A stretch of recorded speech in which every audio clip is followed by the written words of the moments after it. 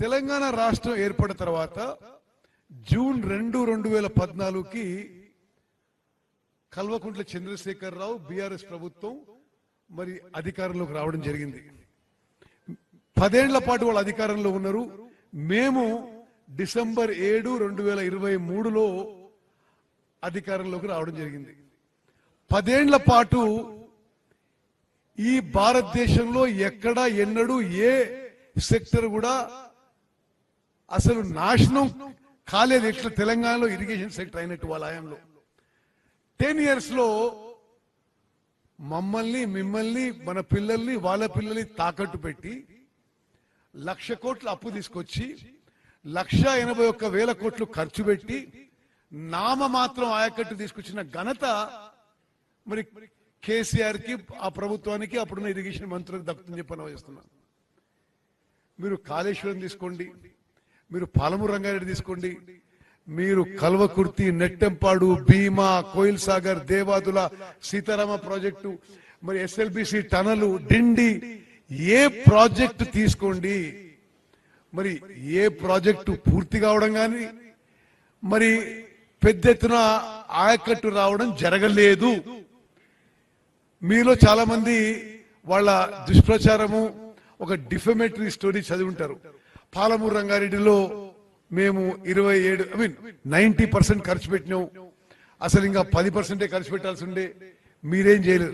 వాస్తవం ఏంటంటే అసలు ఉమ్మడి మహబూబ్నగర్ జిల్లాకి, జిల్లా అవసరాలకి వాటర్ సోర్సు జూరాల నుంచి శ్రీశైలం షిఫ్ట్ చేయడమే ఘోర తప్పిదం. అది ఉమ్మడి మహబూబ్నగర్ జిల్లా ప్రయోజనాలకి అసలు చాలా చాలా నష్టం చేసింది, డ్యామేజ్ చేసింది. The shifting of swords from Jurala to Srisailam huge blunder. మరి ఇంకా లోపల తీసుకుపోయి ఎక్కువ పంపింగ్ చేసి 0 ఆయకట్టు ఇవ్వడం జరిగింది. అసలు ఆశ్చర్యం, వాళ్ళు చేసే దుష్ప్రచారం ఎంత ఘోరంగా ఉందంటే ఏదో వాళ్ళు గొప్పలు సాధించినట్టుగా 27,000 కోట్లు ఖర్చు పెట్టి 1 ఎకరం ఆయకట్టు కూడా పాలమూరు రంగారెడ్డిలో ఇవ్వని ఘనత ఆనాటి బీఆర్ఎస్ ప్రభుత్వం అని చెప్పి ఉమ్మడి మహబూబ్నగర్ జిల్లా ప్రజలకి మరోసారి గుర్తు చేస్తున్నాం. అదేవిధంగా వాళ్ళు జూన్ 2014లో అధికారంలోకి వచ్చి 10 ఏళ్ల పాటు Kalwakurthy lift irrigation scheme pending లోనే ఉంది, భీమా పెండింగ్ లోనే ఉంది, కోయిల్ సాగర్ పెండింగ్ లోనే ఉంది, మరి నెట్టెంపాడు పెండింగ్ లోనే ఉంది. అంటే అన్ని ఇరిగేషన్ ప్రాజెక్టులు ఏది ముందుకు పోలేదు ఉమ్మడి మహబూబ్నగర్ జిల్లాకి. సిమిలర్లీ మీరు మా జిల్లా నల్గొండ జిల్లా చూస్తే ఎస్ఎల్బిసి టనల్ 10 ఏళ్లలో ఏం కాలే, డిండి ఏం కాలే. మరి అటు ఖమ్మం పోతే సీతారామ ప్రాజెక్టు 1 ఎకరం ఆయకట్టు రాలే, 8,000 కోట్లు ఖర్చు పెట్టిండ్రు. మరి కాళేశ్వరం సంగతి మనకు తెలుసు, 1,00,000 కోట్లు ఖర్చు పెట్టి వాళ్ళ హయాంలోనే డిజైన్ చేయబడ్డది, నిర్మించబడ్డది, వాళ్ళ హయాంలోనే కూలిపోయింది. సో దీని సారాంశం ఏంటంటే ఇరిగేషన్ సెక్టర్ ని పూర్తిగా ధ్వంసం చేసింది గత బీఆర్ఎస్ ప్రభుత్వం. ఇక వాళ్ళకి ఇరిగేషన్ గురించి మాట్లాడే అర్హత లేదు అని చెప్పి నేను మనం చేస్తున్నా. ఈరోజు ఈ 2-3 రోజుల ఒక పెద్ద మనిషి సీఎం గారికి నాకు లెటర్ రాస్తున్నాడు, ఈ పంపుని ఇట్లా ఆపరేట్ చేయాలి, ఈ పంపుని ఇన్ని గంటలు ఆపరేట్ చేయాలి. అసలు నిజంగా కొద్దిగా సిగ్గుపడాలి. మీరు ఇరిగేషన్ లో మీరు చేసిన పనులకి ఈ రాష్ట్రం ఇప్పటికీ ఆ భారం మోస్తున్నది. ఇది ఆ 1,00,000 కోట్ల భారం మొత్తం ఖర్చు పెట్టింది. ట్యాక్స్ పేయర్స్ మనీ, లోన్స్ అన్ని ఇంక్లూడ్ చేసి 1,81,000 crores ఖర్చు పెట్టిండ్రు వాళ్ళు. నా మాత్రం ఆయకట్టు వచ్చింది. ఇప్పుడు వాళ్ళేదో మరి సూచనలు, సలహాలు, లేఖలు రాయడం ఇది చాలా విడ్డూరంగా, విచిత్రంగా ఉంది. నేను ఆన్ రికార్డ్ చెప్తున్నా, ఉమ్మడి మహబూబ్ నగర్ విలేకరులు కూడా నోట్ చేసుకోండి. కృష్ణా నదీ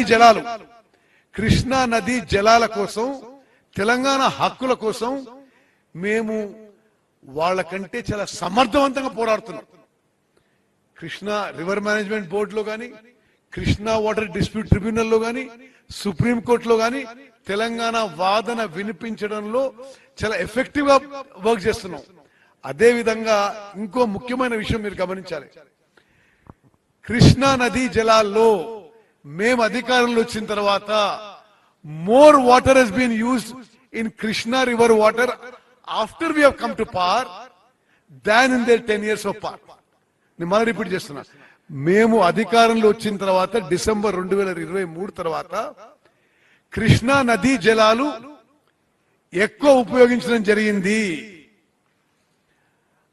మరి దానికి ఫ్యాక్ట్స్ కూడా ఏంటంటే, మీరు కృష్ణా నది కింద ఉన్న ఆయకట్టు మొత్తం చూసుకున్నా ఉమ్మడి మరి మహబూబ్నగర్ జిల్లా, ఉమ్మడి నల్గొండ జిల్లా, కొంత ఖమ్మం జిల్లా ఎక్కువ వ్యవసాయ విస్తీర్ణం, ఎక్కువ వ్యవసాయం పంట, ఎక్కువ ప్రొక్యూర్మెంట్ మా హయాంలో అనే విషయాన్ని మనం చేస్తాం. ఉదాహరణకి కృష్ణా నది కింద కృష్ణా జలాలు ఉపయోగించి ప్యాడీ ప్రొక్యూర్మెంట్ లో కృష్ణా బేసిన్ లో రికార్డు స్థాయి పంట పండింది, రికార్డు స్థాయి ప్రొక్యూర్మెంట్ జరిగింది మేము అధికారంలో వచ్చిన తర్వాత. మరి కృష్ణా గోదావరి బేసిన్లు రెండు కలుపుకున్నా highest ever paddy production in India in 29 states is in Telangana in our time. Highest paddy production, highest paddy procurement is after Congress government, ముఖ్యమంత్రి రేవంత్ రెడ్డి గారి నాయకత్వంలో ఏర్పడ్డ కాంగ్రెస్ ప్రభుత్వంతో దేశంలోనే highest paddy procurement, paddy production, paddy procurement మా హయాంలో జరిగింది. ఇప్పుడు దాన్ని ఒక విచిత్రంగా వికారంగా ఎవరో దాని గురించి మాట్లాడితే ఫ్యాక్ట్స్ అండ్ ఫిగర్స్ ఉన్నాయి. నేను పదే పదే హైదరాబాద్ లో మీకు విడుదల చేస్తున్నా, మీకు రేపెల్లుండి మళ్ళీ విడుదల చేస్తా. అంటే కృష్ణా నదీ జలాల్లో మేము ఎక్కువ నీళ్ళు ఎట్లా ఉపయోగించినాం, ఎక్కువ అగ్రికల్చర్ ఎకరేజ్ ఎట్లొచ్చింది, ఎక్కువ ప్యాడీ ప్రొడక్షన్ ఎట్లొచ్చింది, ఎక్కువ ప్యాడీ ప్రొక్యూర్మెంట్ ఎట్లయింది. మరి ఆ విషయం మీకు మనవి చేస్తూ, ఈ సంవత్సరం ఈ యాసంగి పంటలో భారతదేశంలోనే ఒక రికార్డు, ఈ రోజుకి మేము 71.5 లక్షల మెట్రిక్ టన్ల వరి ధాన్యం కొనుగోలు చేసినాము. 71.5 lakh metric tons. It is a record in India. 29 రాష్ట్రాల్లో భారతదేశంలో యాసంగి పంటలో మరి డాష్ మీద ఉన్న గౌరవ ముఖ్యమంత్రి వర్యులు, మంత్రులు, ఎమ్మెల్యేలు మీకు అందరూ కూడా మనవి చేస్తున్నా, ఇండియాలో మొత్తంలో యాసంగి పంటలో ప్రొక్యూర్ చేసిన వరి పంటలో ఇండియా మొత్తంలో 60% తెలంగాణ నుంచి ప్రొక్యూర్ అయింది. ఈ ప్రొక్యూర్మెంట్ పూర్తయ్యే సమయానికి మొత్తం భారతదేశంలో యాసంగి పంటలో ప్రొక్యూర్ అయ్యే paddy 75% will be from Telangana. Government of India officially declare చేసింది, Telangana is number 1 rice producing state in the country అని. Now we are not only number 1 producing state, we are number 1 procurement state. Telangana rice ఇప్పుడు ఫుడ్ కార్పొరేషన్ ఆఫ్ ఇండియా ద్వారా మరి వివిధ రాష్ట్రాలకి భారత ప్రభుత్వం మా దగ్గర తీసుకుని వివిధ రాష్ట్రాలకు ఇవ్వడం జరుగుతుంది. ఈ విషయం జరుగుతుంటే రిలేటెడ్ టు ఇరిగేషన్.